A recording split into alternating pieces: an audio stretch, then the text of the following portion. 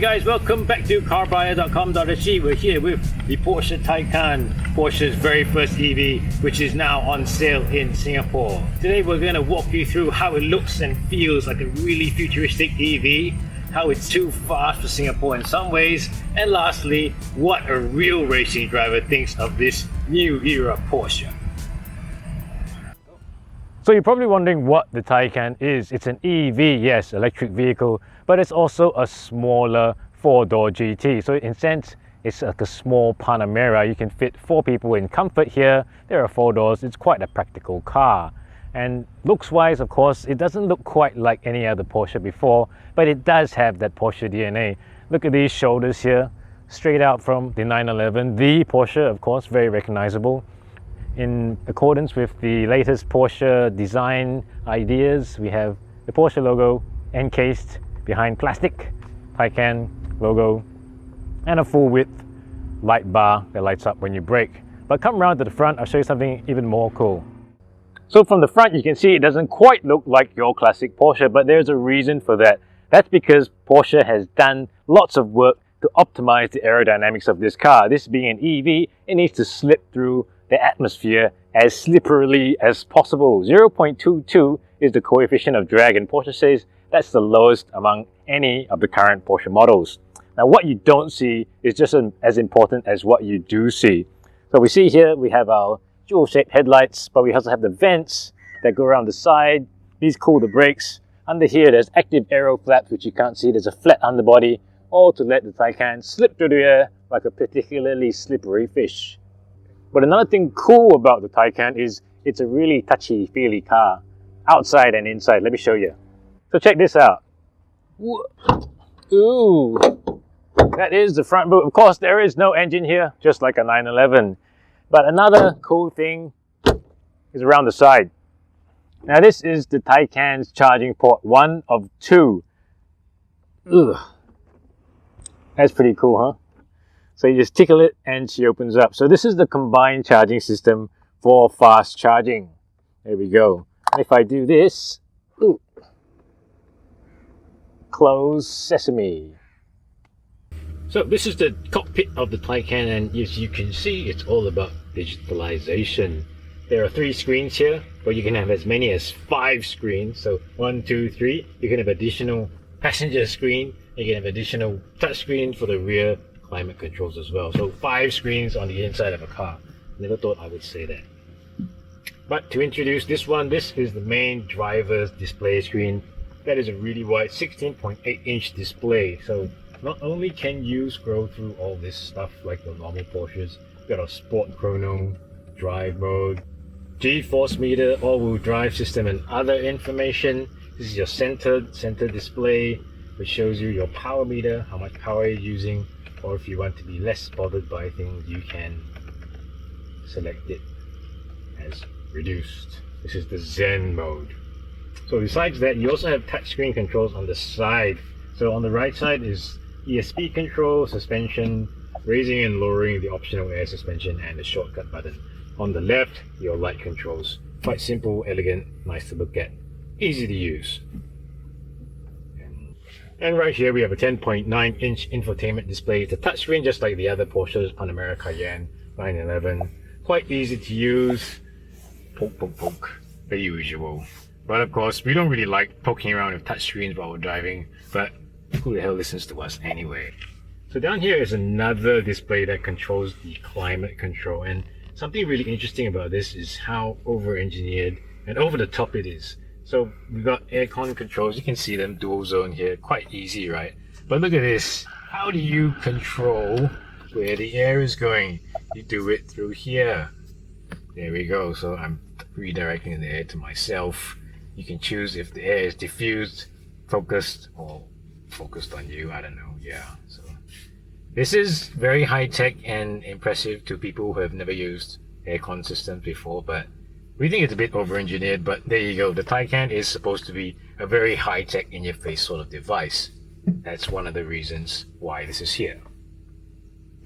Okay, we said that the Taycan is too fast in some ways for Singapore. We don't mean because it has more than 500 horsepower. We actually mean it's because it charges really, really quickly. In fact, Porsche came out with a new 800-volt electrical system and battery that has a maximum charge rate of 270 kilowatts. Now that is pretty much the fastest charging EV right now, even faster than the Tesla. Tesla superchargers do about 250 kilowatt. So 270 kilowatt means if you have the right charger, you could top up the Taycan to 80% in only 22.5 minutes. In contrast, with a wall box at home with an 11 kilowatt charge rate, that would take you about 6 hours and a bit. Of course, that might not mean anything to you, but here's a really cool comparison. 270 kilowatts means you could charge the car with enough energy to power your average small HDB flat for a month in just an hour.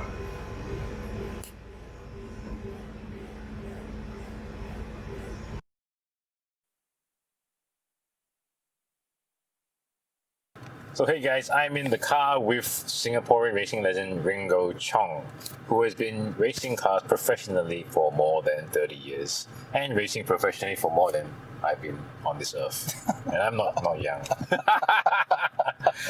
Thanks, so Ringo's driven everything. You have taught people how to drive Porsches, you have raced Porsches in Carrera Cup Asia. Yeah. You remain the only Singaporean to have won a race in Marina Bay Circuit. Yeah, in an Aston Martin. And last year you did the Flying Pan Asia GT series and won your category, right? I won the team championship in the GT4 Mercedes. Very, very cool. So if we so it's safe to say that Ringo knows what he's talking about when he's driving. So that's why we got him to drive the Porsche Taycan. Taycan is a totally new kind of car from Porsche, right? The EV. So what do you think of that as a guy who's owned the 911, you've owned the Panamera, what do you think of that? Yeah, it reminds me a lot about the Panamera. I mean, a similar configuration. I had the 3.6, and then after 1 year, I wasn't happy about the turbo. Wow. And I fell in love with it. Yeah. I really liked it. I drove it for 4 years, and it reminds me of this. And that car was really plush and beautiful and everything. The biggest difference is with the supercar. When you have a big engine, you put your key in and you turn it and it starts in the morning. You feel good, the rumble. We always say the car has a soul and a character. Your neighbors feel good about that? Well, my neighbor knows that I'm coming home at night. That's the only difference. So, but like what I just shared with you, I said the emotional aspect of a big engine that determines the soul of a car. That's really important. That's why classic cars are so desirable and people love cars. Yeah? I mean, even with normal engines, combustion engines, turbo ones, sometimes they're a bit more quiet. You don't have as much of that feeling. But you know what Porsche did with this one? They have this crazy sound system. So this is optional, of course, because it's a Porsche. But I'm going to turn the electric sport sound on and let's go for a drive, see what you think. Sure. Okay, let's go there. Can we find the gear shifter? Okay. Yeah, it's right I've got there it on now. the dash. Yeah. So now it's not here anymore. So I noticed that after you push it down, then the steering starts working. And not the steering is too heavy and it won't work. So at least that's the way of telling you. Also, listen to that. So you the have sound of the future. You have the little murmur of this from the electrical engine. It sounds cool and it sounds nice versus cars that are totally silent. Full electric car, then you don't know that you're actually driving. So when you increase the speed, you can actually hear it. Driving wise, I mean, Porsches are Porsches, and they're always. Actually, what is a Porsche? I mean, let's tell people. When you drive a Porsche, and you've driven so many of them, what is the consistent thing that you felt? How can I help you? Oh, that Porsche lady, she's interrupting us. No, go away. Yeah, turn left here. That is the infotainment system. Yeah. So you drive a Porsche. What is the? So what is the characteristic you think? Honestly, the balance and the handling. It's a driver's car. It's a car that you can actually feel very connected, and because of the price you pay and the development that they put in the car. The car is basically very nice to drive, very sweet. I like the air suspension very much. You know, I love very comfortable cars. Yeah. Because we drive too much hard cars on the racetracks, and we always say, you know, when someone wants to build a very hard car for the road, that's because he hasn't driven enough. Race cars, yeah, exactly. Yeah, and even some race cars aren't that hardly sprung as well, right? Yeah, correct. So take note, everybody. Hard suspension does not mean a good car. Very faster. Well, in the street circuit, we set the car softer. Yeah, We have to make it a bit compliant, and then if not, the car won't turn. You just chop around and bounce. So I tell you what, Ringo, let's go into Sport or Sport Plus, you choose, and then let's see how this car compares to, say, you know, a 911 or something like that. Now on range, I go back to normal. Yeah. Then I switch to Sport Plus. Yeah. That's Sport. Sport, Sports Plus. Okay.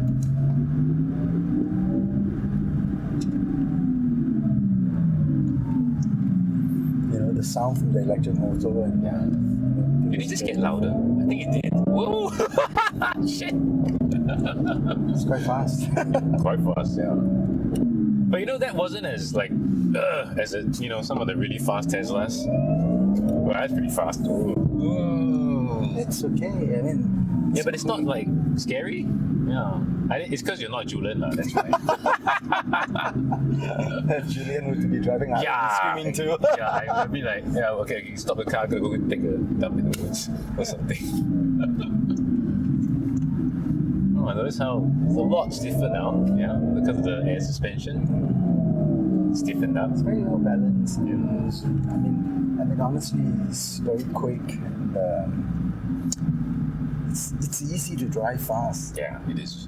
Yeah, the car is very balanced. It don't make you feel scared. Yeah. I mean, if you drive a car that's very stiffly sprung and not balanced, you feel very quick. Yeah. But actually, if you look at the speed of them, they're very slow. Whereas on this electric cars, this kind of a suspension and this kind of a technology that's placed in there. Really fully loaded, right? Yeah, it's safe. You can drive fast safely, and So that's the emotional part. So far, how do you like it? Do you think like this is the kind of car you can really bond with, or is it very difficult still to?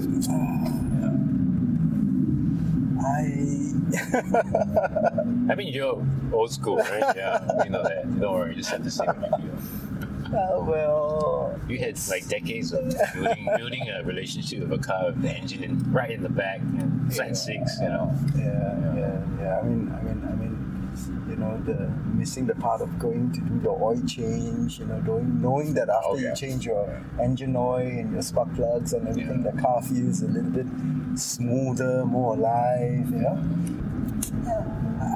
I mean, this is going to be the future. Yeah. And another 10, 20 years, I think all cars would be like that. So combustion engine would be a passé, and it's not so efficient anymore. But the beauty part of these cars, they are very, very quiet.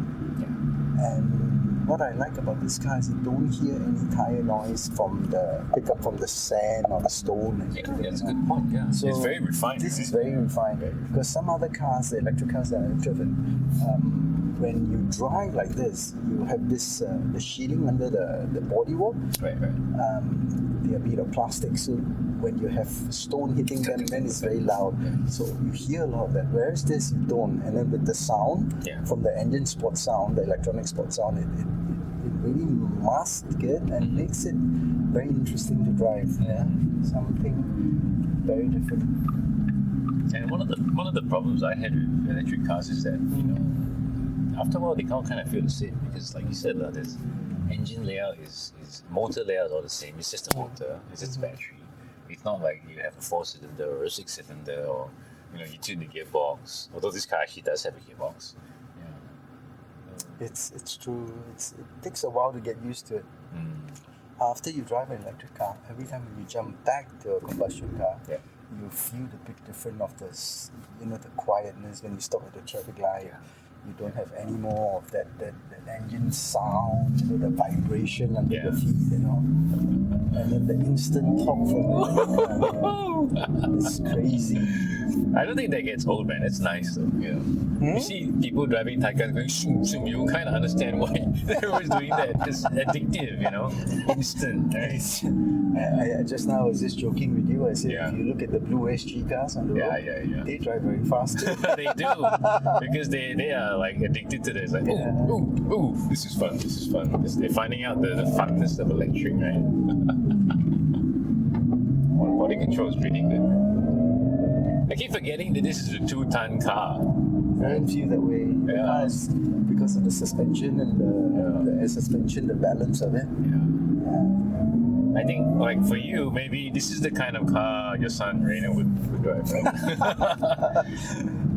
What do you think? I mean, in a way, it's for him, right? Because we can't always have everyone with the combustion engine in future, the emissions. So I still have to keep one of them. To keep bits of your soul, right? Yeah. All right, so that is what a real racing legend thinks of the Porsche Taycan. I think our verdict is it's a great first try, but just keep in mind that this is a GT, comfortable car. You can drive every day, but it's also really fast when you want it to be. Really quick, really powerful, nice balance. Well, interesting sound too. With or without, they're both. The car really sounds good. And if you want to find out more about Ringo, you can check out his Facebook. And as we said, Ringo has been racing, flying the Singapore flag on circuits worldwide for many decades. So let's visit his Facebook, give him some support. People support local. Thank you so much. All right. So that's all we have for you about the Taycan. You found out what it looks like, what it sounds like, how it goes, what a professional racing driver and Porsche expert thinks about it.